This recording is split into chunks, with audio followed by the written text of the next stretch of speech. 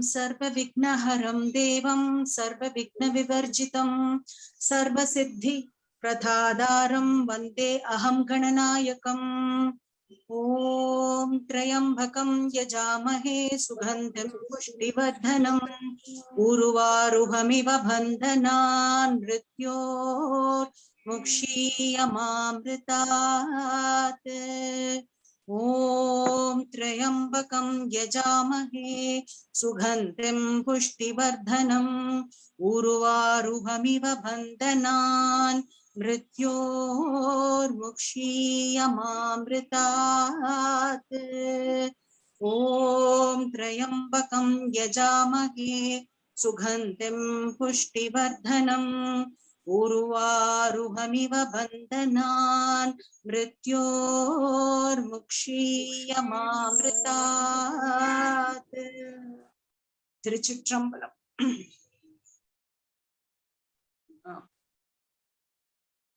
दीपा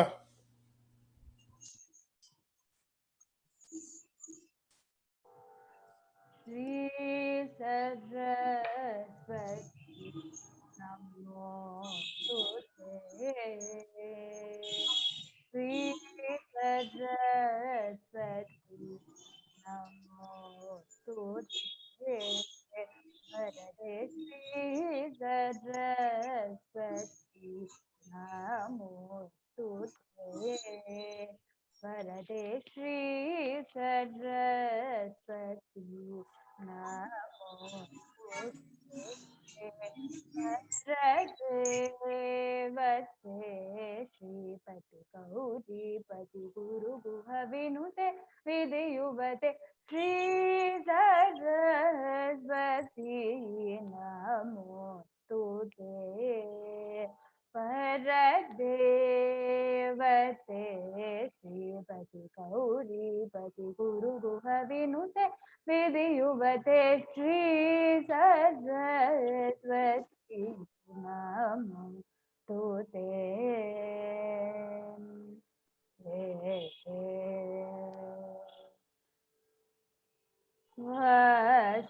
वसनात्रय विवर्जित वरमुनि भावित मूर्ते।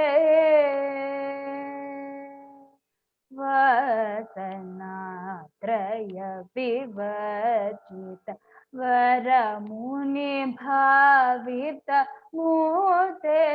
वासवाख्यखिल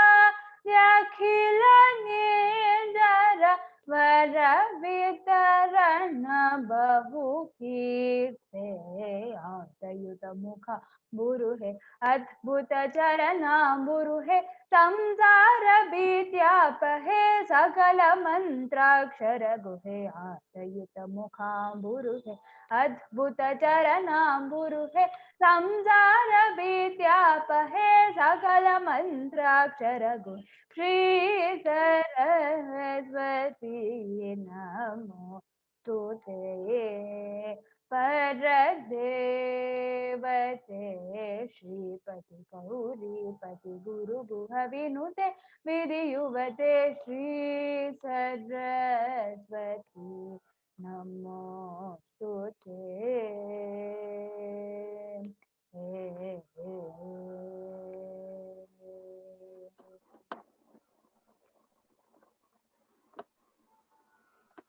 மாத்தி வந்துருத்தாடா? அழகா பாடிட்டப்பா, ரொம்ப நல்லா பாடிட்டா. மாத்தி வந்துருத்தா விஜய்? மாத்தி வரலப்பா. சரி, அப்ப ஒரு பாட்டு மீனாவோட பொண்ணு பாடி அமைச்சிருக்க, நான் அதை போடுறேன். Okay okay.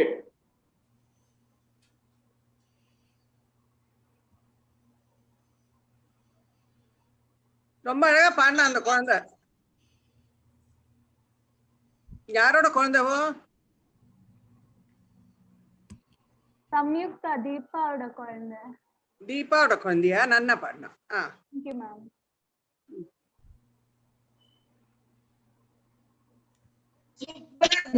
சூப்பரா இருக்கு. नमस्कार।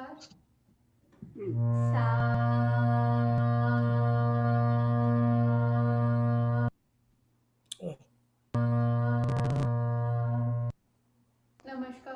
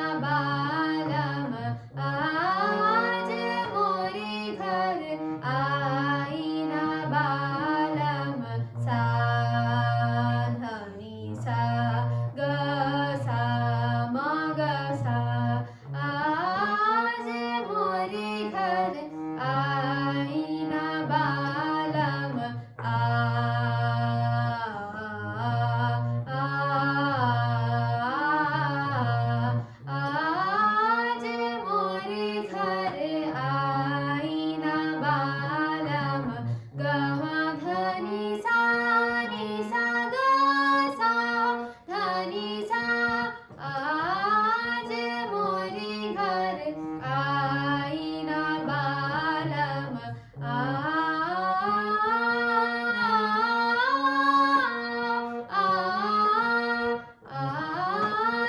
मोरे घर आई ना बालम सा नि सा धनी सा मा धनी सा गा सा आज मोरे घर आई ना बालम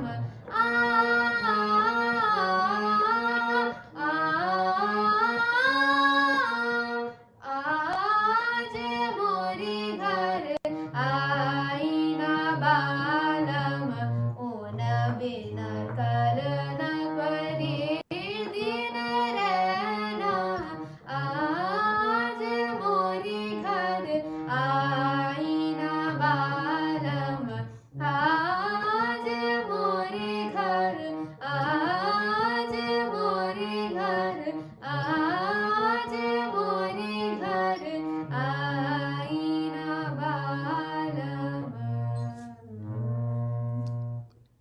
नमस्कार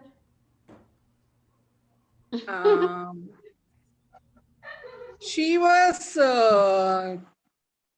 she is my grandchild ma Meena oda daughter avo. Bye. And, Good night. this is small cones as you rightly said, Deepa rightly said.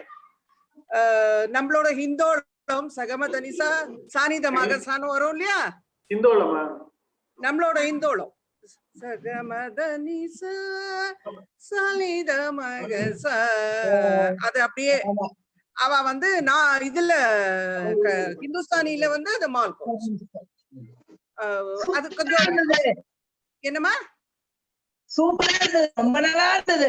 குழந்தையோட நல்லா voice ஏ பாடினா, ஒரு நல்லா sweet ஆ பாடினா. இருந்தது. ஆமா, ரொம்ப அதான் நல்லா யாரோ பாடினா. எழுதினாரு, யாரோ அதுல எழுதினா என்னமோ ஜெமினி சாங் என்னமோ நான் தான் எழுதிருந்தேன். எழுதினேன் டீச்சர். என்னவா எழுதிருந்த? இந்த மணாளனே மங்கையின் பாக்கியம் படத்துல ஆஹ் அழைக்காதேன்னு ஒரு பாட்டு வரும். என்ன பாட்டு? அணைக்காதே. ஆமா ஆமா ஆமா ஆமா. லா, லா, லா, அந்த பாட்டு. அது மால் Correct, கோன்ஸ். correct. லா, லா, லா, லா, லா, அவனிலே லா, லா, லா, நையோ ராஜா அதானே? ஆமா ஆமா ஆமா. ரொம்ப அழகா பாடிட்டு, ரொம்ப அழகா பாடிட்டு. அப்ப ரெண்டு குழந்தைகளும் நன்னா பாடினா, நன்னா பாட்டு சொல்லி கொடுங்க, நன்னா பாடட்டும் குழந்தை எல்லாம், சந்தோஷமா இருக்கு. சரி, இப்ப நம்ம எங்க நிக்கிறோம்? வாங்க வாங்க ஓடியாங்க. அந்தாதி 38. ஆஹ் பவளக் கொடியில் பழுத்த செவ்வாயும் ஆஹ் பனிமுறுவல் தவள திருநகையும் ஆஹா. துணையா எங்கள் சங்கரனை ம், துவள பொருது துடையிடை சாய்க்கும் ம், துணை முலையாள் ம். அவளை பணிமின் கண்டீர் அமராவதி ஆளுகைக்கே. ஆளுகைக்கே. ஆஹா. அமராவதி ஆளுகைக்கே. அமராவதினா இந்திரனுடைய லோகத்துக்கு பேரு அமராவதி, அவருடைய தலைநகரத்துக்கு பேரு அமராவதி. அதனால ஸ்வர்கலோக சாம்ராஜ்யத்தை ஒருவேளை நமக்கு வேணும்னாக்க, உங்களுக்கு நீங்கள் விரும்பினால் பவளக்கொடியில் பழுத்த செவ்வாயும், அதாவது பவளக்கொடியை விட சிவந்த செம்மையாக இருக்கக்கூடிய அம்பாளுடைய வாய் அல்லது உதடுகள், பனிமுறுவல் தவள திருநகை. பனிமுறுவல்னா தெரியும், அப்பா வந்து பர்வதராஜன், அவள் எப்பவுமே குளிர்ச்சி தரும் புன்சிறப்பு உடையவள், அவளுடைய சிரிப்பு எப்பவுமே குளுமையானது. தவளம் வெண்மையான, எப்படி வெண்மையானனாக்கா அவ சிரிக்கும் பொழுது அப்படி லேசா அவளுடைய பற்கள் தெரியறது. அந்த பற்கள் வந்து வெண்மையான தந்தங்களை போல வரிசையா அமைஞ்சிருக்கு. அந்த புன்முறுவல், பனிமுறுவல் தவள திருநகை, அந்த அழகான அந்த வாயத்திலிருந்து அம்பாள் அவளுடைய வெண்ணிற பற்களால சிரிக்கக்கூடிய அந்த புன்னகை அல்லது அந்த சிரிப்பு. சிரிப்புனா லேசான சிரிப்பு, ரொம்ப ஜோரெல்லாம் சிரிக்கல, அழகா கொஞ்சோண்டு வாயத்திலிருந்து அழகா சிரிக்கிறான். துணையாக, அதாவது இந்த வாயையும் இந்த நகையும் இந்த சிரிப்பையும் தனக்கு துணையாக, ஆயுதமாக, எதுக்கு? தனக்கு ஒரு என்ன சொல்றது, சகாவாக, தனக்கு துணையாக இந்த ரெண்டையும் எடுத்து நீ எங்க போற, யார்கிட்ட போற? எங்கள் சங்கரனை, நம்ம சாமி இருக்கார் இல்லையா அப்பா சிவபெருமான், துவள பொருது, அவர் அவர் அப்படியே வலிய வந்து குழையிற மாதிரி என்ன பண்றா, அவர் பக்கத்துல போய் உட்கார்ந்து விடுறா, இல்ல இடது பாகத்துல அவர் பக்கத்துல போய் உட்கார்ந்து விடுறா. துணி இடை, அவளோட ஒடுங்கிய இடுப்பு, அவளோட இடுப்பு அப்படியே ஒடுங்கி இருக்கு. சிற்றிடை, உடுக்கை போன்ற சிற்றிடை. சாய்க்கும், சாய்க்கும்னா விழுத்தும் அர்த்தம். இதெல்லாம் அவளோட ஆயுதங்கள். யார வீழ்த்துறதுக்கு, எந்த யுத்தத்துல யார வீழ்த்த போறா, அவ பதிய வீழ்த்த போறா, சிவபெருமான வீழ்த்த போறா. அவர் எப்ப பார்த்தாலும் தியானம் பண்றேன் அதை பண்றேன்னு சொல்லி கடமுடின்னு உட்கார்ந்துருக்காரு இல்லையா, மன்மதனை எரிச்சுட்டேன், அதை பண்ணிட்டேன், இதை பண்ணிட்டேன் பண்ணின்னு உட்கார்ந்துருக்காரோ. இதெல்லாம் இந்த ஜம்பம்லாம் எங்கிட்ட பலிக்காது. இத பாருங்க, உங்களோட சண்டை போடுறதுக்கு நான் சில ஆயுதங்கள் வச்சிருக்கேன். என்ன வச்சிருக்கானாக்க, பழுத்த செவ்வாய், அழகான வாய், அதுல இருக்கக்கூடிய அவளுடைய சிரிப்பு, புன் சிரிப்பு, திருநகை, அவளுடைய அழகான அந்த சிரிப்பு, அவளுடைய துணிடை, அவளுடைய இடுப்பு, மெல்லிசான இடுப்பு. அவர் மேல போய் பக்கத்துல உட்கார்ந்தோன்னு மேல பட்டோன்னே அவர் மூழ்கின்றார். அவ்வளவுதான், அதோட முடிஞ்சு போச்சு. சாய்க்கும், சாய்க்கும்னா வீழ்த்தும். யார வீழ்த்துறதுன்னா அவரை வீழ்த்துறது, சிவபெருமான வீழ்த்துறது. துணை முலையாள், துணைன்னா ஏற்கனவே நான் சொல்லியிருக்கேன், இரண்டுங்கிற அர்த்தம். இரண்டு ஸ்தனங்களை உடைய அவளை, அவளை என்ன யாரு, அந்த அபிராமியை, அந்த தேவியை, அந்த பராசக்தியை பணிமின் கண்டீர். சரணடையுங்கள், அவளை வழிபடுங்கள், அவளை வணங்குங்கள், அவளுடைய ஆதரவை கேளுங்கள், அவளுடைய ஆதரவை தேடுங்கள், அந்த அம்மாக்கு பக்தி பண்ணுங்கள்னு சொல்ற. அதாவது அந்த சிவந்த பவளக்கொடியை விட சிவந்த செவ்வாயும், அதுல அழகான அந்த புன்சிரிப்பும், அந்த சிரிக்கும் போது லேசா அம்பாள் சிரிக்கும் போது வெளியே தெரியும் வெண்மையான பற்களும். சிவபெருமான போய் பக்கத்துல இடிச்சு உட்கார்ந்து உடனே அவர் என்ன பண்றார், அப்படியே நெகிழ்ந்து போயிடுறார். அம்பாள் வந்து பக்கத்துல உட்கார்ந்த உடனே நெகிழ்ந்து போயிடுறார். ஏன்னா ஏற்கனவே நான் சொல்லியிருக்கேன், அவ வந்து அவருக்கு தாயுமானாள், அவரை உயிரை காப்பாத்தி கொடுக்குறா இல்லையா, விஷ குடிச்சு விடுறார். அவ அதுக்கு அவருக்கு ஸ்தன்யபானம் கொடுத்து அவரை வந்து ஒன்னும் அவருக்கு ஒன்னும் ஆகாம காப்பாத்திடுறா. அதனால எப்பவுமே அவருக்கு அந்த பிரியம், அவன் அந்த அன்பு, இவோ எப்பேற்பட்ட இவோ பதிவிருந்த இவோ எப்பேற்பட்ட மனைவி இவோ அப்படிங்கிற அந்த எண்ணம் அவருக்கு எப்பவுமே உண்டு. அதனால அவர் என்ன பண்றாருனாக்க, அந்த அம்மா பக்கத்துல வந்து உட்கார்ந்த உடனே, இதுல இன்னொரு அர்த்தம் உங்களுக்கு நான் எப்போ சொல்லிண்டே வரேன், அவர் ஸ்தானு, அசைவற்றவர், அவருக்கு எதுவுமே இல்ல, ஸ்டாட்டிக் எனர்ஜி. பக்கத்துல போய் அவர் மேல அப்படி பட்டவுடனே அவ்வளவுதான், அந்த எனர்ஜி பிகம்ஸ், அதுக்கு ஸ்புரிக்க ஆரம்பிச்சு விடுறது. அப்புறம் ரெண்டு பேருமா அந்த அர்த்தநாரீஸ்வர ஸ்வரூபமா இந்த பிரபஞ்சத்தை உண்டாக்க. அதனால அவர் சொல்லிட்டே இருக்காரு, எல்லா பாடலையும் சொல்லிட்டு இருக்காரு. நீங்க, நானும் அதை சொல்லிட்டு இருக்கேன், நீங்களும் அதை கேட்டுட்டே இருக்கேன். ஒவ்வொருத்தையும் மஞ்சஸ்மித தெரியும் உங்களுக்கு, அவருடைய அந்த மந்தஸ்மிதம், அந்த அழகான புன்முறுவல், அவர் அப்படியே மயக்கிட்டுறது. அவர் யாருக்கும் மயப்பட மாட்டேன், மன்மதனுக்கு மயங்க மாட்டேன், அவனை எரிச்சு எல்லாம் பண்ணிட்டு இருந்தார். ஆனா அந்த புன்முறுவல், லேசான அந்த புன் சீப்பு அப்படியே அவரை மயக்கிடுறது. ஸ்தனவார பட்டம் வலித்துறையா அப்படின்னு சொல்லி இருக்கு. நான் ஏற்கனவே அம்பாளுடைய ஸ்தனங்களுடைய விசேஷம் என்னன்னு உங்களுக்கு ஒவ்வொருத்தரையும் சொல்லி வரேன். ஒரு தாயினுடைய ஸ்தனனுக்கு இவ்வளவு விசேஷம் இருக்கும்போது, ஒரு தாயோ ஜெகஜனனி, நம்ம அவ்வளவு பேருக்கும் தயாரவோ, அப்ப அவளுடைய ஸ்தனங்கள் எவ்வளவு விசேஷமானது, எவ்வளவு அற்புதமானது. அதனால இந்த சிவபெருமான் என்ன பண்றார், அவ போய் சொன்ன அவ்வளவுதான், அவர் மயங்கிட்டார்.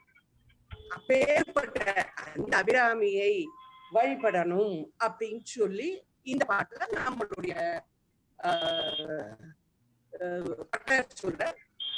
போன பாட்டு வந்து சேர்பவளே முடிஞ்சிருந்தது. இந்த பாட்டு பவளக்கொடியில்னு ஆரம்பிக்கிறது. இத வந்து இந்த அம்பாளுடைய அவளுடைய சிரிப்பு, அவளுடைய பாடல்கள், அவளுடைய திருவடிகள், இதெல்லாம் பத்தி நம்மளுடைய மூக்கர் வந்து தன்னுடைய மூக்க ரொம்ப அழகா எழுதியிருக்க, ரொம்ப அழகா எழுதியிருக்க. அதாவது ஆர்யா சதகம்னு சொல்லிட்டு முதல்ல எழுதுறார். அது வந்து ஆர்யா சதகம்னு பேரு. அது அம்பாளை பத்தி வர்ணிக்கிறார். அம்பாளுடைய வர்ணனை அதுல அம்பாளை பத்தி எல்லாம் வருது. அதுல அவர் என்ன அழகா சொல்றாருனாக்க, இந்த அம்பாளுடைய பனிமுறுவல், பழுத்த செவ்வாய், அதெல்லாம் பத்தி அவர் ரொம்ப அழகா சொல்றார். கலமஞ்சு நவாகனுமித கலபஞ்சாசுத சுக கிரௌக கண்டியா அம்பரதனாபரம் தே விமலம் சம்பிராரினா நேசம்.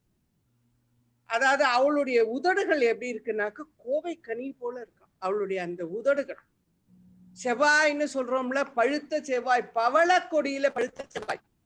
அந்த அம்பியனோட உதடு கோவை பழத்து போல இருக்கான், அந்த பழம் போல.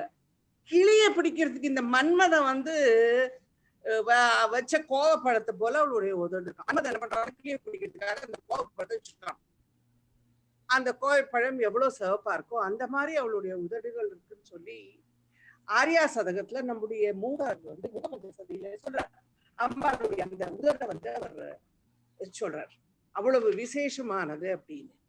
போன பாடல்ல வந்து திருவுக்கு திருவானவளேன்னு சொல்லி, அதாவது நம்மளுடைய சிவபெருமானுக்கு திருவானவளே சொல்லியாச்சு. இந்த பாட்டுல அவளை வந்து எப்படி நம்ம வந்து அவளை வந்து பணிந்தால் அமராவதி ஆளுகைக்கு அமராவதியே நமக்கு கிடைச்சிடும், இந்திர பதவியே நமக்கு கிடைச்சிடுங்கிறத அவரை சொல்றார். அவளை பணிமின் கண்டீர் அமராவதி ஆளுகைக்கே, அதாவது கவலையற்ற வாழ்வு வாழ தேவலோகத்திலே போய் நம்ம அந்த அமராவதியிலே சௌக்கியமா இருக்கலாம் அப்படிங்கிறத. அமராவதி ஆளுகைக்கு வேற என்ன செய்யணும், அபிராமியுடைய தாள்களை பணியுங்கள் அப்படின்னு சொல்றார். அதாவது அன்னைய வழிபடுவாளுக்கு 3 விதமான இன்பங்கள் கிடைக்கும். ஒண்ணு என்னன்னாக்க, அந்த விண்ணுலக இன்பத்துக்கு ஈடான இன்பம் இந்த மண்ணுலகத்திலே கிடைக்கும். அப்படி உலக வாழ்வு முடிஞ்சதும் விண்ணுலகத்துல போய் அங்கேயும் நம்ம அந்த அமராவதியில போய் இந்த லோகத்துல போய் அந்த சுகபோகங்களையும் அனுபவிக்கலாம். அதுக்கு பின்னாடி அம்பாள் கிட்ட சாதிச்ச பதவியையும் அடையலாம். 3 விதமான பதவிகளை அம்பாள் வந்து நமக்கு அவளை பணியும் போது நமக்கு கொடுக்கிறார். இப்ப வந்து பவளக்கொடியில் பழுத்த செவ்வாய், உதடு வந்து பவள சிவப்பையும் மிஞ்சினதா இருக்கு. இந்த பவளம் அப்படிங்கிறது உங்களுக்கே தெரியும், அது வந்து ஒரு வகை கொடி, அதோட பழம் தான் சிவப்பா இருக்கும். இங்க இருக்கிற நம்மளோட அம்பாளும் சிவப்பு, அவளுடைய உதடும் சிவப்பு, எல்லாம் சிவப்பு. ஏன்னா நம்ம ஏற்கனவே அவளை சர்வ அருணங்கிறத பார்த்துட்டே வந்துருக்கோம். பவளங்கிறது ஒரு ஜலஜந்துவோட எலும்பு கூடுது. ஆக்சுவலா பார்த்தா கோவைப்பழம் அப்படிங்கிறது வந்து உதட்டுக்கு சொல்லுவார். கோவைப்பழத்துக்கு சம்ஸ்கிருதத்துல பிம்பம்னு பேரு. பிம்பம்னா ரிஃப்ளெக்ஷன், உங்களுக்கு தெரியும். அது வந்து உண்மை கிடையாது, அது அசல் கிடையாது, அது நகல். அதனால அந்த கோவை பழமாகிய பிம்பத்திற்கு மூல பிம்பம் யாருன்னா நம்மளுடைய அம்பாள். இந்த கோவைப்பழத்துக்கும் சரி, இந்த பவளத்துக்கும் சரி, அதெல்லாம் அம்பாளுக்கு ஈடு என்ன கிடையாது. அவளுடைய வாய் வந்து அவளுடைய அந்த உதடு வந்து அவ்வளவு அழகா இருக்கு. அத பரமசிவனே தன்னை மறந்துட்டாருன்னா பாத்துக்கோங்க. அவர் வந்து இப்படியே அப்படியே அவர் தியானம் தான் பண்ணிட்டு இருப்பார். அவருக்கு வந்து பெண்ணாசை கிடையாது. அவர் வந்து காமனை அடிச்சுட்டாரு எல்லாம் சொல்லி இருக்கோம். அப்படிப்பட்ட பரமேஸ்வரர் நம்முடைய தகப்பனார், நம்முடைய தாயாரை பார்த்தோன்னே அப்படியே மயங்கிட்டார். நவவித்ரும பிம்ப ஸ்ரீ நெக்கரிரதா, இயற்கையாகவே அமைந்த அழகான சிவந்த உதடுகள், சுத்த வித்யாங்குராகாரோஜ்வல்லா மந்தஸ்மித பிரபாபூர மஜ்ஜத் காமேச மானசா. அதாவது புன்சிரிப்பின ஒளி பிரகாரத்துல என்ன பண்றா, தன்னுடைய பதிய சிவபெருமான் அப்படியே மனத்தை மூளைக்க செஞ்சு விடுறா, அவ தத்தளிக்க வச்சுடுறா. அவளுடைய அந்த சிரிப்பா அவ்வளவு அழகான சிரிப்பு இருக்கு. அவளுடைய அழகம் பவளத்துக்கு ஈடானது, புன்னகை முத்துக்கு ஈடானது. இது ரெண்டும் கடல்ல தான் பிறக்கிறது, பவளமும் முத்தும். அப்பாவே இளையரசன், அதனால எல்லாமே பனிமுறுவல் தவள திருநகை மந்தஸ்மித சதகம்னே எழுதியிருக்க கவி. மறுபடியும் 100 பாட்டு எழுதியிருக்கார் மந்தஸ்மித சதகம். அவளுடைய சிரிப்பை பற்றி மட்டும் எழுதியிருக்கார். அவ்வளவு அழகிய சிரிப்பு உடையவள், ரொம்ப கொஞ்சமா தான் வாயை திறந்து சிரிக்கிறார். ரொம்ப பிரமாதமா சத்தம் போட்டா சிரிக்கல, ஒரு சின்ன புன்முறுவல். அது அவ்வளவு அழகா இருக்கு.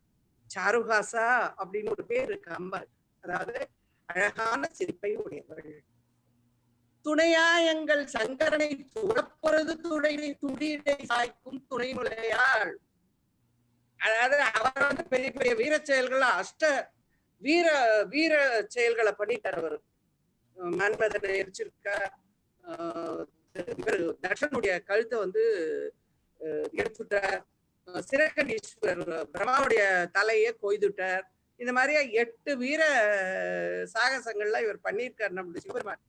ஆனா அப்பேற்பட்ட சிவபெருமான் என்ன பண்றார், நம்முடைய அம்பாளுடைய சிரிப்பையும் அவளுடைய அழகான உதடுகளையும் பார்த்து அவ ஜெயிச்சுறான். குழைதல் அப்படின்னு ஒரு வார்த்தை, துவடல்னு சொல்றார், குழைதல்னு சொல்றார். அப்படின்னா ஒன்னும் இதுக்கெல்லாம் ஒன்னும் பெரிய அர்த்தம் கட வேண்டாம். அவளை பார்த்த உடனே, அம்பாளை பார்த்த உடனே அவருக்கு சந்தோஷம், அவனை பார்த்த உடனே அவளுக்கு அவள் பரிமுறுவல். அவளுடைய செவ்வாயும் என்ன பண்றதுன்னு அவருடைய மன ஊதியை மாற்றி அவருடைய அம்பாளுடைய வலையில விழ வைக்கிறது. போன ஒரு இதுல பார்த்தோம், அவர் வந்து அம்மா தாயை மன்னிச்சு கொத்த பண்ணிட்டு காலையே விழுறார் அப்படின்னு பார்த்தோம் ஒரு பாடல்ல இல்லையா. அவளை வந்து அவ்வளவு அவன் மேல அன்பு, 2 பேருக்கும் ஒருத்தர் மேல ஒரு பிரியும். அதனாலதான் அந்த அர்த்தநாரீஸ்வரா இருக்க முடியுது. 2 பேரும் எப்ப பார்த்தாலும் சண்டை போட்டுன்றதா அப்படி இருக்க முடியுமா? 2 பேரும் அபிநமா இருக்க முடியுமா? முடியாது இல்லையா. அப்பப்ப நம்ம கோச்சி போறது விட்டு போடுவோம், அப்படித்தானே? அது இல்லாம 2 பேரும் இந்த உலகத்துக்கு தாயும் தப்புறமா எப்படி இருக்கான்னு சொன்னாங்க. அந்த அன்பு அவளுக்குள்ள இருக்கிற அந்த ஒரு என்ன சொல்றது, அந்த பிரியம், அதனாலதான் 2 பேரும் அப்படி அபிநமா இருந்து நம்மள காப்பாத்திட்டு இருக்காங்க. அடுத்த பாடம். ஆளுகைக்கு உந்தன் அடித்தாமரைகளுண்ட அந்தகன் பால் மீளுகைக்கு உந்தன் விழியின் கடை உண்டு மேலிவற்றின் மூளுகைக்கு என் முறை நின் குறையே அன்றி முப்புறங்கள் மாளுகைக்கும் அம்பு தொடுத்த வில்லான் பங்கில் வானுதலே. அன்று முப்புறங்கள் ஆளுகைக்கு, அந்த காலத்துல அன்று ரொம்ப நாளைக்கு முன்னாடி திரிபுரத்தை அழிவதற்காக, திரிபுரங்களே அழிப்பதற்காக அம்பு தொடுத்த வில்லான் மேரு மலைய வில்லாக்கி மகாவிஷ்ணுவையே அம்பா எடுத்துன்னு போறார் சிவபெருமான் திரிபுர தகனத்துக்காக. பங்கில் வாழ் நுதலே, அப்படிப்பட்ட சிவபெருமானுடைய பாதி பாகத்தில் எழுந்தருளியிருக்கும் வாழ் நுதலே, ஒளி பொருந்திய நெற்றியை உடையவை. நுதல்னாக நெற்றி, அழகான நெற்றியை உடைய அபிராமி தாயே, ஆளுகைக்கு என்னை ஆண்டு கொள்வதற்கு உந்தன் அடித்தாமரைகள் உண்டு. என்னை ஆண்டு கொள்வதற்கு உன்னுடைய அழகான 2 தாமரை பூ போன்ற பாதங்கள் உண்டு. திருவடி தாமரை மலர்கள், அவருடைய திருவடி தாமரை மலர்கள் அவர் எப்பவும் அதை சொல்லிட்டே இருக்கார். அதை இங்கே சொல்றார், இந்த பாட்டையும் சொல்றார். ஆண்டன் பால் மீதை, அந்த கண் உங்களுக்கு தெரியும், கூடன் கண் இல்லாதவன் யமதர்மராஜா. அவனிடத்துல இருந்து மீளைக்கு தப்புவதற்கு, அகப்படாம ஓடுறதுக்கு, அகப்படாமல் இருப்பதற்கு, மேலிவற்றின் மூழ்மைக்கு இவைகளில் இருந்து மீள, அதாவது யமனிடத்திலிருந்து மீளப்படுவதற்கு, யமனிடத்திலிருந்து தப்புவதற்கு, இந்த ஒன்னால ஆளப்படுவதற்கும். முதல்ல சொன்னார் நீ என்ன ஆண்டு கொள்வதற்கு வர அப்படின்னு சொன்னார். அப்புறம் சொல்றார் யமனிடத்திலிருந்து மீளணும். இந்த 2க்கும் என் குறை, இது 2ம் நிறைவேறவில்லை என்றால் அது என்னுடைய குறை, நின் குறையே அன்று. உன்னுடைய கருணா கடாட்சத்துல எந்த குறையும் இல்ல தாயே. நீ எனக்கு எல்லா கருணையும் பண்ணிருக்க, நீ என்கிட்ட ரொம்ப அன்பா இருக்க. நீ எனக்கு என்னென்ன செய்யணுமோ அதெல்லாம் செஞ்சிருக்க. உன்னுடைய தயை, தாட்சிணியம், ஈவு, இரக்கம் எல்லாம் எனக்கு காட்டியிருக்க.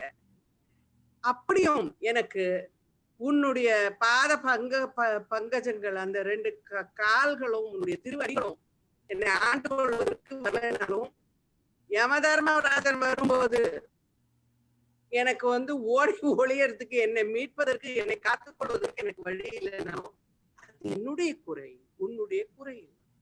அந்த பாட்டுல என்ன சொன்னார் ஞாபகம் இருக்கா? அன்னையே அப்படி கூப்பிட்டோன்னே நீ ஓடி வந்துருவேன்னு சொன்னார். யமன் வரும்போது மன உளைச்சல், அந்த மனம் உழலும் போது, நான் என்ன செய்யறதுன்னு தவிக்கும் பொழுது அன்னையேன்னு ஒரு வார்த்தை கூப்பிட்டா போதும், நீ ஓடி வந்துருவ. அதுவும் அப்ப கூப்பிடணும்னு அவசியம் இல்லை, முன்னாடியே நான் கூப்பிட்டு வச்சிருந்தா கூட போறோம், நீ வந்துருவ. அப்போதைக்கு இப்போதே சொல்லி வைத்தேன்னு முன்னாடியே சொல்லி வச்சுட்டப்ப நீ ஓடி வந்துருவேன். என்ன கூப்பிடல அப்படியெல்லாம் நீ வந்து அதெல்லாம் ஒண்ணும் சொல்ல மாட்டேன். ஆஹா, இவன் யம பயத்துல இவன் தவிச்சுட்டு இருக்கான், இந்த குழந்தை, நான் இவனுக்கு போய் உதவி பண்ணணும், நீ ஓடி வந்துருவேன்னு சொன்னார். இங்க என்ன சொல்றாருனாக்கா, அப்படி ஒருவேளை நீ வரலன்னம்மா அது என் குறை தான், உன் குறை அல்ல, என் குறை என்றே அப்படிங்கிற. அதாவது என்னை வந்து உன்னுடைய பக்தனாக, உன்னுடைய அடிமையாக நீ ஆண்டு கொள்வதற்கு உன்னுடைய திருவடி கமலங்களை நீ எனக்கு வந்து கொடுக்கணும். நான் யமனிடத்துல தப்போதற்கு உன்னுடைய கடைக்கண்களை எனக்கு கொடுக்கணும். இது 2ம் எனக்கு கிடைக்காம போச்சுனாக்கா, உன்னுடைய திருவடி கமலங்கள், உன்னுடைய கடைக்கண்களுடைய கடாட்சம் இது வந்து கிடைக்காம போச்சுன்னா அதுக்கு என்னுடைய பூர்வ ஜென்ம மேல காரணமே தவிர அது உன்னுடைய குறை இல்லம்மா. அன்னைக்கு திருபுரங்களையும் அழிக்கிறதுக்கு போனார, மேருவை வில்லாக்கி நாராயணன் அம்பாக்கி அதுக்கு கூட்டிட்டு அந்த திருபுரத்தை எரிக்கிறதுக்கு போறாரு சிவபெருமான். அவருடைய இடது பாகத்துல எப்பொழுதும் சதா வீற்றிருக்கும் ஒளி புரிந்த நெற்றியை உடைய தாயே, அபிராமியே, அம்மையே. எனக்கு தெரியும் அவர் என்ன சொல்றாரு மறைமுகமானாக்கா, உன்னுடைய 2 சீரடிகளையும் உன்னுடைய அடி தாமரைகளையும் நீ எனக்கு கொடுத்து கண்ண பண்ணிடுவேமா. அந்தகன் வரும்போது நீ ஓடி வந்து என்னை காப்பாத்து, எனக்கு தெரியும் அப்படின்னு சொல்றாரு. உட்கருத்ததுதான். ஆனா வெளியில சொல்லும் போது என்ன சொல்றாரு, ஒருவேளை நீ வரலன்னாக்க அது என் குறை தான், நின் குறை என்று தாயே, உன்னுடைய குறை இல்லம்மா தாயே அப்படின்னு ஒரு மறுபடியும் நான் சொன்னேன். ரொம்ப எளிமையா சொல்றேன், எளிமையா தானே, ரொம்ப தாழ்த்திட்டு அம்பாளை ரொம்ப உயர்வான இடத்துல வச்சு பேசுறேன். அம்பாள் வந்து நம்ம கூப்பிட்டாலும் கூப்பிடாட்டாலும் வந்துட்டு போறாங்கிறது நமக்கும் தெரியும். சம்சார கடல்ல நம்மளை வந்து மூழ்கி இருக்கிற நம்மளை அவதான் கரையேற்றுபவள், அவதான் நம்மளை ரட்சிப்பவள். மாணிக்க வாசகர் சொல்றாரு, எம்மை ஆளுடைய ஆள்னு சொல்றாரு. அவளுடைய பிரவாகம், அருட்கடல், அவளுடைய கருணை, அதுக்கெல்லாம் அளவு கிடையாது, அதுக்கு அளவு கிடையாது. அதனால அது வந்து அது நம்மளை காப்பாற்றும். அதுதான் அதனுடைய உட்கருத்து. அம்மா தாயே நீ வந்து என்ன ரட்சிப்ப எனக்கு தெரியும் அப்படிங்கிறது அதனுடைய உட்கருத்து. ஆளுகைக்கே அப்படின்னு முடிச்சிருக்கார். இந்த பாட்டை ஆளுகைக்குன்னு ஆரம்பிக்கிறார். ஆளுகைக்கு உண்ட தாமரைகள் உண்டு, என்னை வந்து ஆண்டு கொள்வதற்கு உன்னுடைய நல்லை பற்றி என்னை ஆட்கொள்ள உன்னுடைய சீரடிகள் உண்டு, உன்னுடைய 2 பாதங்கள், தாமரை பூ போன்ற பாதங்கள் உண்டு தாயே. அந்த பால்விளைக்கு ஒன்றன் விழிக்கடை உண்டு. அந்த கண்ணுக்கு தான் கண்ணு கிடையாது, அவனுக்கு கண்ணு கிடையாட்டா என்ன, உன்னுடைய கடாட்சம் இருக்கே, உன்னுடைய நயனத்தினுடைய அந்த தீட்சணியம் இருக்கே தாயே, அவன் தான் கண்ணு தெரியாது அவனுக்கு. ஆனால் உன்றன் விழியின் கடை உண்டு. கடை கண்ணால நீ லேசா அப்படி பார்த்தா போதும், அந்த கண்ணு பக்கத்துல வருவானா என்ன, அவன் எங்க இருப்பானே கண்டுபிடிக்க முடியாது, ஓடி போடுவான். அந்த பார்வையிலேயே நம்மளுடைய எல்லா விருப்பங்களையும் நிறைவேற்றிடுவோம் அம்பாள். அந்த சின்ன துளியூண்டு அவளுடைய அந்த கண்ணு, அந்த விழியை வச்சு நம்மளை பார்த்தாள்னாக்கா, அந்த நயனத்தால நம்மளை பார்த்தாள்னாக்க, அதாவது நம்ம மீனாட்சிக்கு என்ன பேருனாக்க, மீன் வந்து என்ன பண்ணுமா, தன்னுடைய அந்த முட்டைகளை வந்து பொறிக்கிறதுக்கு வந்து அது தனியா ஒன்றும் அதுக்கு விசேஷமான இதெல்லாம் ஒண்ணும் அது எடுத்துக்க வேண்டிய அவசியம் கிடையாது. அது என்ன தன் கண்ணாலே பொறிச்சிடும். அந்த முட்டையில இருந்து குஞ்சுகள் பொறிஞ்சு வந்துடும். அது மாதிரி நம்மளுடைய மீனாட்சி நம்மளை காப்பாத்துறா தன்னுடைய கண்ணால, தன்னுடைய நயனங்களால, தன்னுடைய கடைக்கண் பார்வையால நம்மளை காப்பாத்துறான்னு சொல்றது உண்டு. அது மாதிரி அம்பாள் வந்து அந்த பார்வையை வச்சு நமக்கு என்ன பண்ணிடுவோம், அனைத்து விருப்பங்களையும் நிறைவேற்றி விடுவாள். அவளுடைய நேத்திரத்தினுடைய கடாட்சத்தால காலபயத்தை நீக்குவா அப்படிங்கிறது ரொம்ப முக்கியமான விஷயம். அவளுடைய நயனங்களுடைய கடாட்சத்தினால யமபயம் மரண பயத்தை போக்கிடுவோ. மேல் இவற்றின் மூலிகைக்கு என் குறை நின்குறையே அன்று. இத்தனை அரிய பெரிய விஷயங்கள்லாம் செய்யக்கூடிய அம்பாள் நமக்கு துணையாக இருக்கும்போது நமக்கு ஏதாவது துன்பம் வந்தாக்க அதுக்கு அவள் காரணம் இல்லை, நம்ம தான் காரணம். அது உன்னுடைய குறைபாடு இல்லம்மா, என்னுடைய குறைபாடு அப்படின்னு சொல்ற. முப்புறங்கள் ஆளுகைக்கு அம்பு தொடுத்த வில்லான் பாங்கில் வாழ்தலே. இந்த தாயாட்சன் கமலாட்சன் இன்னும் 3 கோடி அரசர்கள் இருந்தாங்க. இவர்களுக்கு வந்து இரும்பு வெள்ளி தங்க கோட்டைகள் இருந்தது. அதுல ஏறிண்டு வானத்துல எங்க வேணா பறந்து போவாங்க. அவ எங்க உட்காராளோ அந்த இடம் வந்து நெருங்கி போகும், அழிஞ்சு போகும். இத மாதிரி போய் எல்லாரையும் அவ கொஞ்சம் கொடுமைப்படுத்திட்டு இருந்தா. அவளுக்கு என்ன சாபம்னாக்க, இவங்க 3 பேரும் சேரும்போது, ஒரே இடத்துல சேரும்போது ஒரே ஒரு அம்பால மட்டும் அவளை வந்து சம்ஹாரம் பண்ண முடியும் அப்படின்னு ஒரு வரம் வாங்கிட்டு இருக்காங்க. எல்லாரையும் துன்பப்படுத்தின்னு வரும்போது சிவபெருமான்கிட்ட வந்து தஞ்சை வந்து எல்லாரும் உடனே விட்ட வந்துவிட்டான். அவர் என்ன பண்றாரு, சரி நான் பாத்துக்கிறேன் அப்படின்னு சொல்லிட்டு தன்னுடைய இந்த பூமியை வந்து தேராகவும், சூரிய சந்திரர்களை 2 சக்கரமாகவும், 4 வேதங்களை வந்து குதிரைகளாகவும், மேருமலையை வில்லாகவும், திருமாலையை அம்பாகவும் ஆக்கி ரெடி ஆயிட்டார் கிளம்புறதுக்கு.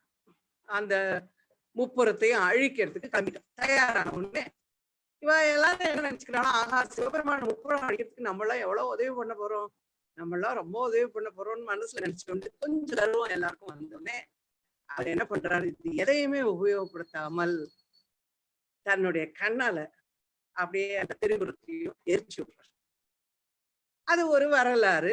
அதை இங்க சொல்றார் அவர், நம்மளுடைய அபிராமி பட்டர். அத்தகைய சிவபெருமானி இடப்பாகத்தில் அமரும் அபிராமி தாயே, அந்த உன்னுடைய அருட்சக்தி தான் அவரை வந்து ஜெயிக்க வச்சுது. சுவாமியோட இடது பாகத்துல நீதானே இருக்க, அங்க ஜெயிச்சது அவருக்கு காரணம் நீதான். அதனால எங்களையும் அதே மாதிரி எங்களுக்கும் எல்லா வித மங்களத்தையும் ஜெயத்தையும் கொடுத்தாயே அப்படின்னு இந்த பாடல்ல வேணும். அடுத்த பாடல். பாணுதற் கண்ணியை விண்ணவர் யாவரும் வந்திறைஞ்சிப் பேணுதற் கெண்ணிய எம்பெருமாட்டியை பேதை நெஞ்சில் காணுதற் கண்ணியல் அல்லாத கண்ணியை காணும் அன்பு பூணுதற் கெண்ணிய எண்ணமன்றோ முன்செய் புண்ணியமே. வாழ் நுதல் கண்ணியை, அதாவது ஞானக்கண்ணுடைய அம்பாள். 3 நேத்திரங்கள் இருக்கு இல்லையா அவளுக்கு, ஞானக்கண்ணுடையவள். பிரகாசம் பொருந்திய நெற்றியிலையும் நேத்திரமுடையவள்.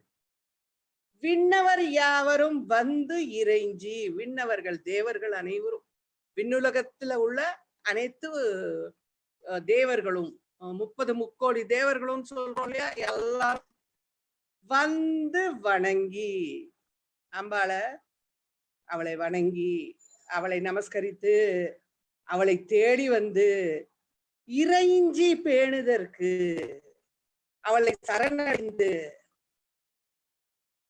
அம்மா தாயே காப்பாத்துன்னு சொல்லி அந்த விண்ணவர்கள் எல்லாரும் வந்து இறைஞ்சி பேணுதற்கு எண்ணிய விரும்பின எம்பெருமாட்டியை, ஒப்பற்ற தலைவியை, ஒப்பற்ற தாயை, நம்முடைய அபிராமி அம்பாளை, நம்முடைய தலைவியானவளை பேதை நெஞ்சிற் காணுதற்கு.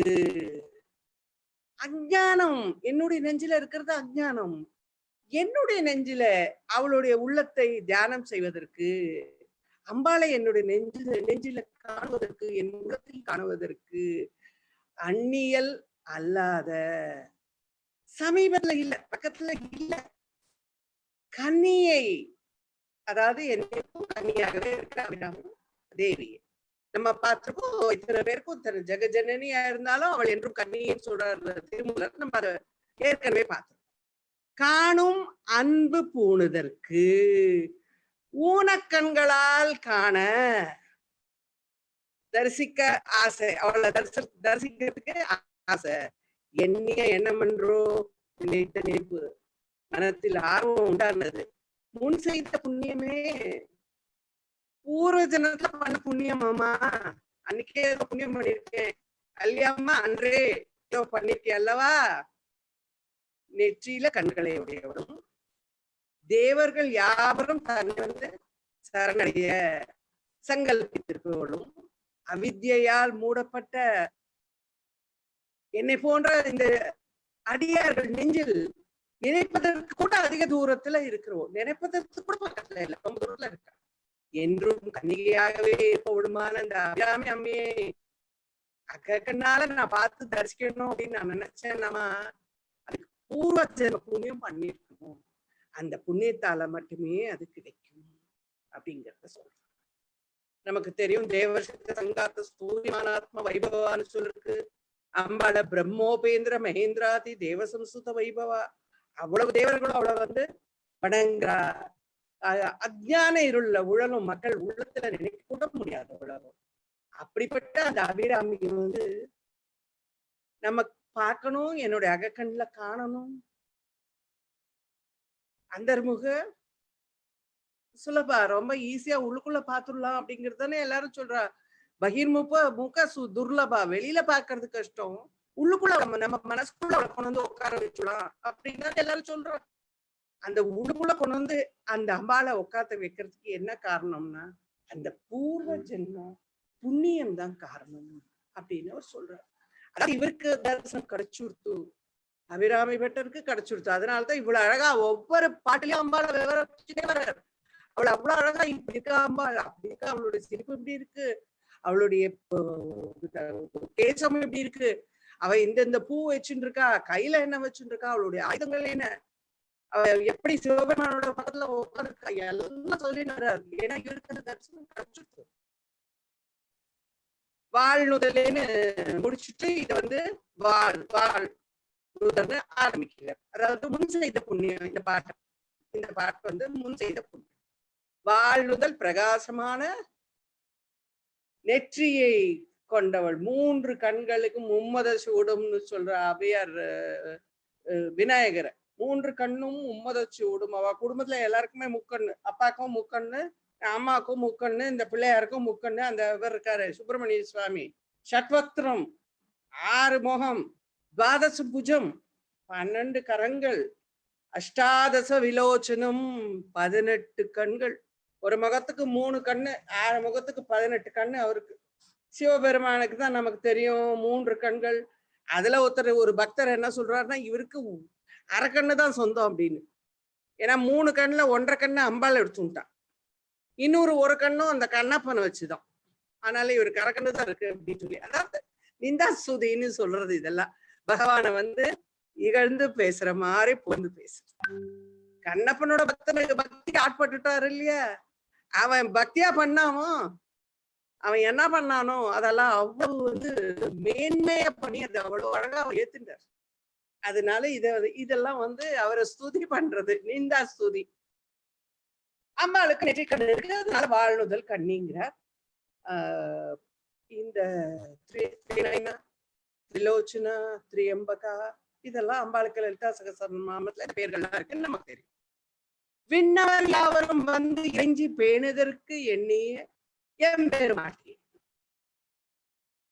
இதெல்லாம் வந்து விண்ணவர்கள், அந்த வானத்தில் இருக்கிற தேவர்கள் எல்லாரும் இங்க வந்து இறைஞ்சி அந்த அம்மாளுடைய அவளுடைய கருணையை பெறுவதற்கு, அவளுடைய கடாட்சத்தை பெறுறதுக்கு, அம்மா உன்னுடைய கடைக்கண் பார்வையை எங்க கொண்டு வந்து கொடு அப்படின்னு கேட்கறதுக்கு, பேரை நெஞ்சில் காணுதற்கு அந்நியல் அல்லாத கண்ணியை, அருகில் இல்லாத கண்ணியை.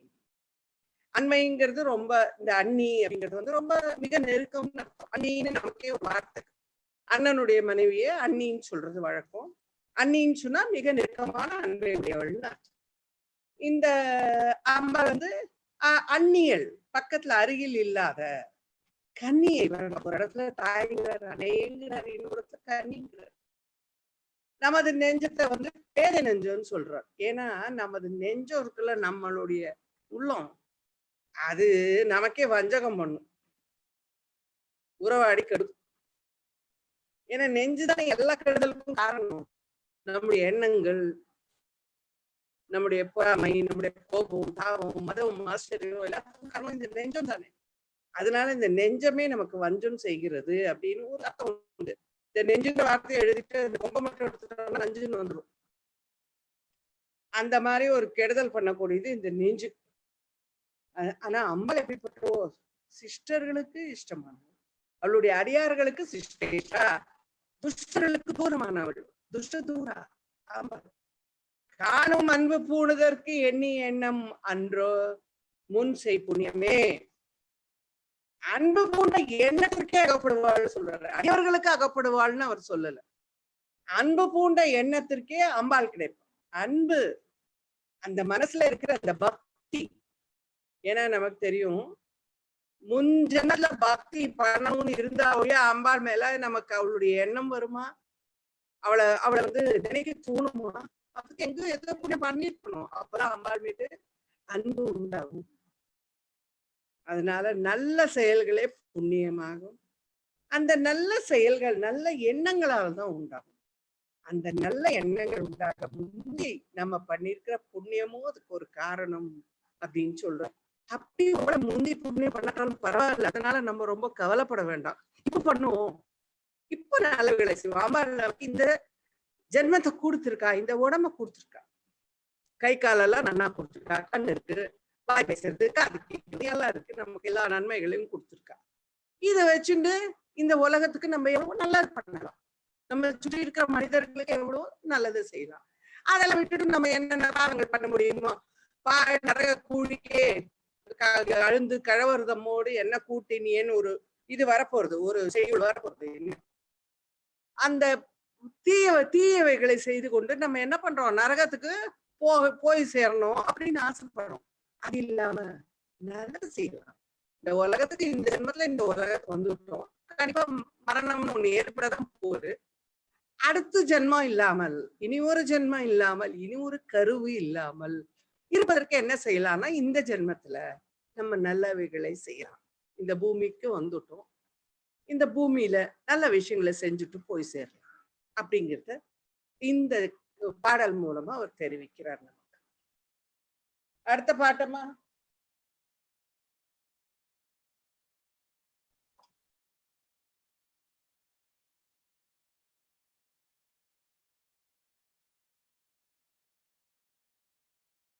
அடுத்த பாடல் யாருமா பாடுறது? கீதா நினைக்கிறேன். புண்ணியம் செய்தனமே மனமே புது பூங்குவளை கண்ணியம் செய்ய கணவரும் கூடி நம் காரணத்தால் நன்னி இங்கே வந்து நம் அடியார்கள் நடுவிருக்க பண்ணி நம் சென்னியின் மேல் பத்மபாதம் பதித்திடவே. மனமே, என் மனமே, என்னுடைய மனசே, நெஞ்சமே, புது பூங்குவளை கண்ணியும். எப்படிப்பட்ட கண்கள்! புது அப்ப மலர்ந்த அன்று அலர்ந்த நீலோத்பல மலர் போன்ற கண்களை உடையவள் யாரு? நம்முடைய அபிராமி. செய்ய கணவர் எப்படிப்பட்டவர்னா சிவந்த நிறமுடையவர். அவருடைய கணவனான சிவபெருமான் வந்து சிவந்த நிறமுடைய, அவர் அக்னி, அவர் சிவந்த நிறமுடையவர். அவரோடு பிரியாமல் அவரோடு சேர்ந்து அர்த்தநாரியாக நம் காரணத்தால்னாக்க நாம் உய்ய, நம்மை ரட்சிக்க, நம்மை காத்தருள, நம்மை காக்க வேண்டும் என்ற பெரும் கருணை உள்ளத்தால் நன்னி இங்கே வந்து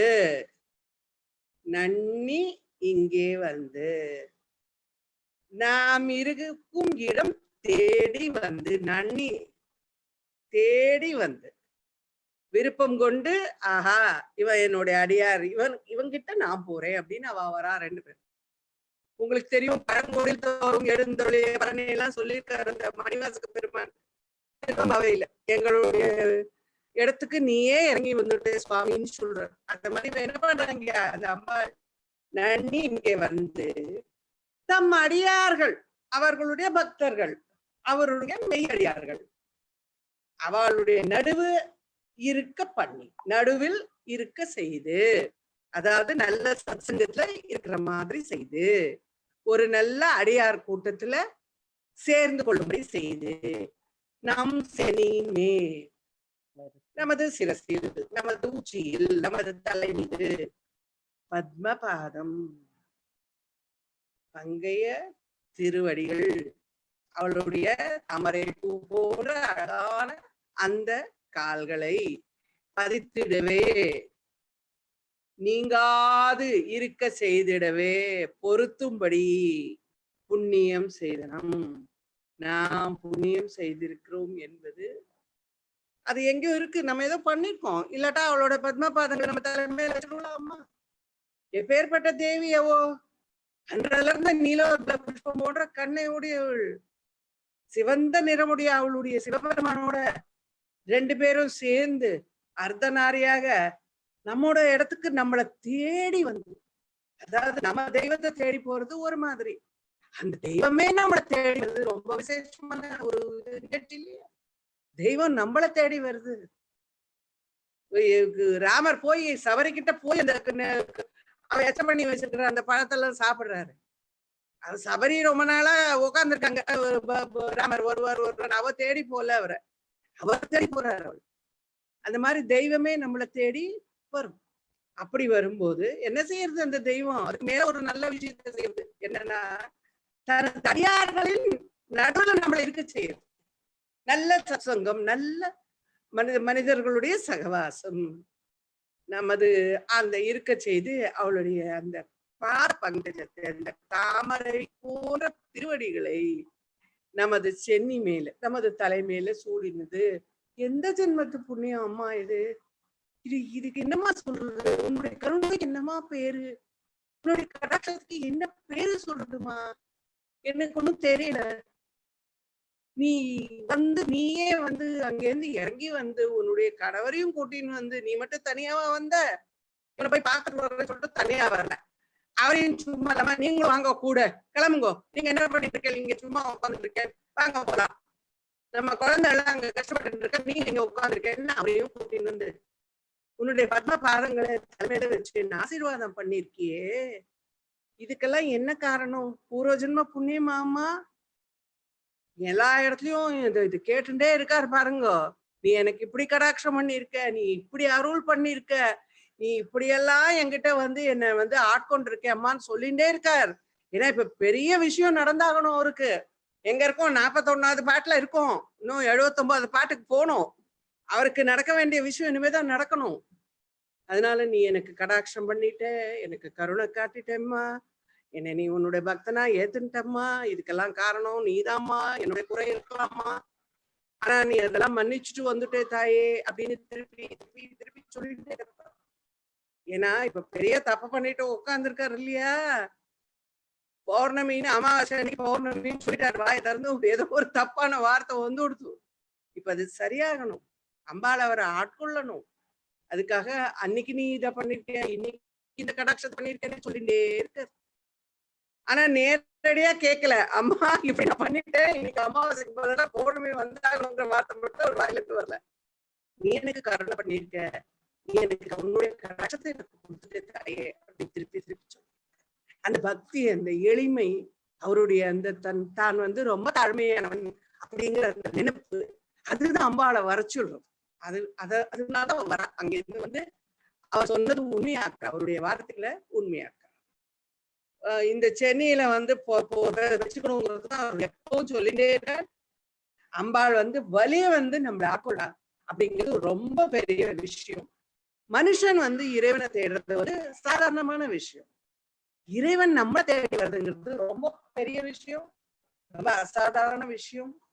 அது நடக்கிறது ரொம்ப பூர்வ ஜென்ம புண்ணியம். அவர் சொன்ன மாதிரி இது பூர்வ ஜென்ம புண்ணியம். புண்ணியமேன்னு சொல்லி போன பாடலை முடிச்சுட்டு இந்த பாடல் புண்ணியம் செய்தனவே அப்படின்னு ஆரம்பிக்கிறது. அந்த பாடல்ல அம்பிகை தொழும் எண்ணம் மனதுல நமக்கு ஏற்படுவதற்கே பூர்வ ஜென்ம புண்ணியம் வேணும்னு சொன்னார். மனித பிறவி வாய்ப்பதற்கும் அப்படிதான் மனித பிறவில நிறைய விஷயங்கள்லாம் இருக்கு. அதெல்லாம் நம்ம தெரிஞ்சுக்கணும். மாநில அறிதுன்னெல்லாம் சொல்லி இந்த மாநில பிறவி கிடைக்கிறதே அறிதுன்னு சொல்லிட்டு ஆனாலும் நம்ம என்ன சொல்றோம், இனி ஒரு பிறவி வேண்டாம்னு தான் சொல்றோம். யாரும் மறுபடியும் பிறக்கணும்னு சொல்றது இல்லை. அது எப்படி வராம தடுக்கிறதுனாக்க இறை வழிபாடு ஒன்றுதான். புண்ணியம் செய்தனமே மனமே இப்பிறப்பறுத்தம்மை ஆண்டருள் புரியும் எம்பெருமான்னு பாடுறார் மணிவாசகர் இல்லையா? அந்த இறை வழிபாட்டிற்கு மனம்தான் முக்கியமான காரணம். இந்த மனம் அது ரொம்ப புண்ணியம் பண்ணிருக்கு. ஏன்னா கடவுளை நினைக்க ஆரம்பிச்சிருது, இறைவனை நினைக்க ஆரம்பிச்சிருது. உங்களுக்கு தெரியும், பூசல நாயனார்னு ஒருத்தர் இருந்தார். அவர் பேர் பூசலார்னு சொல்றது. அவர் மனசுலயே கோயில் கட்டி கும்பாபிஷேகம் பண்ண ஆரம்பிச்சிட்டார். மனசுலயே கோயிலை கட்டிட்டு அந்த ஊர் ஆதவன் கோயிலை கட்டி அதுக்கு ஒரு பத்திரிகை எல்லாம் அடிச்சு இன்னைக்கு கும்பாபிஷேகம்னு எல்லாருக்கும் அவர் கொடுத்துட்டார். பகவான் என்ன சொல்றாருன்னா, நீயும் பூசலாரும் ஒரே நாளைக்கு வச்சிருக்க கும்பாபிஷேகத்தை, நான் அவருடைய மனம் என்கிற கோயிலுக்கு தான் போக போறேன். நீ உன்னுடைய தேதியை மாற்றி ராஜா. மாதிரி மனம் அப்படிங்கிறது ரொம்ப ஒரு ஆண்டவனுக்கு ஒரு சிறந்த இடம். அந்த மனம் அதை அவர் சொல்றார், என்னுடைய மனம் புண்ணியம் செய்தனே. என்ன புண்ணியம் செய்திருக்குமா? புது பூங்குவளை கண்ணியும் செய்ய கணவரும் கூடி. நீ அம்பிகை குளிர்ச்சியானவோ எப்பவும் நமக்கு தெரியும். அவர் எப்பவும் சூடானவர். இந்த சூடு இந்த குளிர்ச்சி ரெண்டும் உடம்புக்கு தேவை. இது ரெண்டும் ஒரே மாதிரி சரிசமமா இருந்தா தான் உயிர் வாழ முடியும். அதுல ஒரு பேலன்ஸ் இருக்கணும். கூடவும் கூடாது, குறையவும் கூடாது. ரொம்ப கூடினா சூடு கூடினா காய்ச்சல் வந்துடும், குளிர் கூடினாக்க ஜனி வந்துடும். அதனால ரெண்டும் நல்லா கரெக்டா இருக்கணும் உடம்புல. அவ ரெண்டு பேரும் இல்லாம நம்மளால வாழ முடியாது அப்படிங்கறத இந்த வார்த்தைகள்ல சொல்ற. பூங்குவள் கண்ணியும் செய்ய கணவரும் கூடி அப்படின்னு சொல்லிட்டு, நம் காரணத்தால் நன்னி இங்கே நம் காரணத்தால் நம்மளை கடத்தேற்றுவதற்காக, நம்மளை காப்பாற்றுவதற்காக ரெண்டு பேரும் என்ன பண்றாங்க, அங்க இருந்து கிளம்பி இங்க வந்துட்டான். நம்ம மனசுக்குள்ள வந்துட்டா, நம்ம வீட்டுக்குள்ள வந்துட்டா, நம்மளை தேடி வந்துட்டா. கருணை வடிவம் இல்லையா? ரெண்டு பேருமே கருணை வடிவம். அம்பாலும் சரி, கருணா கடாட்சியோ அவர்தான் கேட்க வேண்டாம், ஆனந்தா அதெல்லாம் கூறாரு அவரு. அதனால நம்மளை தேடி அவ ரெண்டு பேரும் இங்கே நம்ம இடத்துக்கு இதுல என்ன சொல்ல வர்றாருன்னா, இறைவன் எவ்வளவு எளிமை. நான் சொல்லிட்டே வரேன் உங்களுக்கு, ஒவ்வொரு பாட்டிலையும் இந்த அபிராமி பட்டர் எவ்வளவு எளிமையா தன்னை காட்டிக்கிறார் அப்படின்ட்டு. அவர் என்ன காட்டுறாரு நமக்குன்னா, இறைவனுடைய எளிமை தன்மையை காட்டுறார். இறைவனை நம்ம தேடி அருள் பெறுவது ஒரு வழினால, இந்த ஆன்மாவை அவரே தேடி வர்றதுங்கிறது ஒரு பெரிய பேர் இல்லையா?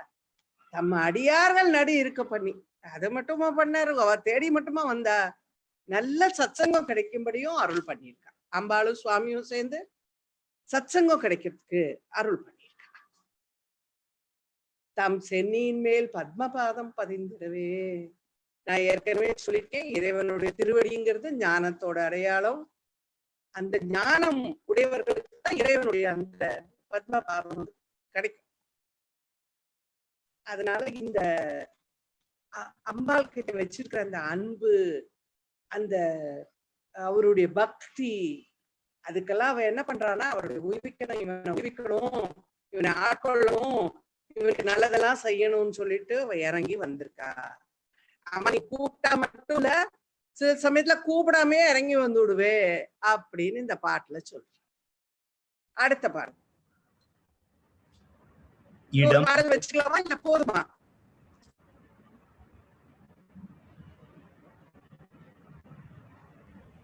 இன்னும் ஒரு பாடல் வச்சுக்கலாமா இல்ல போடுமா கேக்குறேன். வச்சுக்கலாமா? பட் கொஞ்சம் டிஸ்டர்பன்ஸா இருக்கு இன்னைக்கு, எதுமோ நெட்வொர்க் இஷ்யூஸ் இருக்குன்னு நினைக்கிறேன். ஸோ அதனால வேணா இன்னைக்கு வேணா முடிச்சுக்கலாமா? அடுத்த வாரம் கண்டினியூ பண்ணலாமா? எனக்கு ஒன்றும் பிரச்சனையே கிடையாது.